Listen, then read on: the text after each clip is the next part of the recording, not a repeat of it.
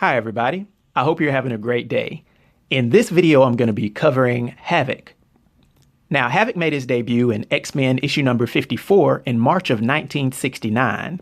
His real name is Alexander Alex Summers, and he stands 6 feet tall and weighs 180 pounds, having brown eyes and blonde hair. He's a mutant that has the power to absorb ambient cosmic energy, and he processes it and then emanates it from his body as waves of energy that heat the air in his path, turning it into plasma in the form of a blast or discharge.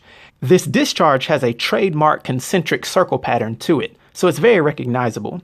These waves radiate from his body in every direction unless he purposefully tries to channel them in a single direction, usually along the lengths of his arms. When he concentrates his powers in that manner, it results in a very powerful destructive beam. Havok has been shown to be totally immune to the negative effects of most forms of radiation and heat. Now, in the past, he wasn't able to totally control his ability, which made him a danger to those people around him unless he wore a special containment suit that was equipped with special sensors for measuring and controlling his power outputs. And he is immune to his own powers and to those of his brother Scott, who also goes by Cyclops. In addition to this, he is resistant but not completely immune to the powers of his brother Vulcan. When Havok strikes an object with his power, the sudden temperature jump often causes the objects to shatter or disintegrate.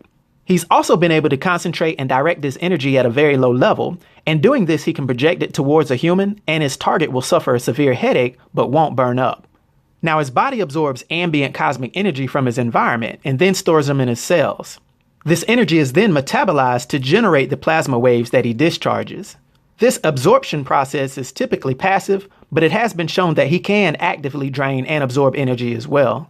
Now, since Havok's body is constantly absorbing radiation, when it reaches its full capacity, excess energy is then immediately dissipated within the environment in very small quantities, the circle on his chest being an indicator as to how much energy he has left. Once he's spent all of his available energy, it takes him about 17 hours to recharge to peak levels, and the concentration involved in releasing his energy and focusing beams is exhausting for him, especially if he does it over an extended period of time. Now, as I mentioned earlier, Havok is immune to his brother Cyclops' optic beams, but likewise, Cyclops is immune to Havok's power as well. Havok has the normal stature of an athletic man who normally engages in regular, intensive exercise. He's well educated in the field of geophysical science, where he's earned a master's degree and completed some doctoral work. And as a part of the X-Men, he's been trained in hand-to-hand combat by Wolverine and is an instinctive tactician and strategist. Now, as young boys, Alex and Scott were separated from each other following the death of their parents.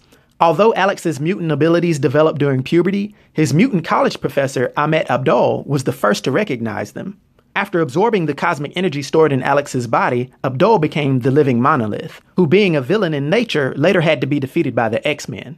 This event led him to be reunited with his brother and caused him to join the X-Men. Now, despite this time working in Cyclops' shadow, he later led the XFactor and fought to save the dark and twisted Earth 1298.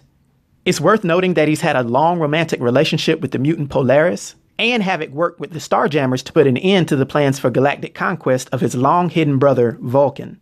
He sided with the X-Men in their fight with the Avengers, but he later agreed to lead the Avengers Unity division to highlight the good mutants could do.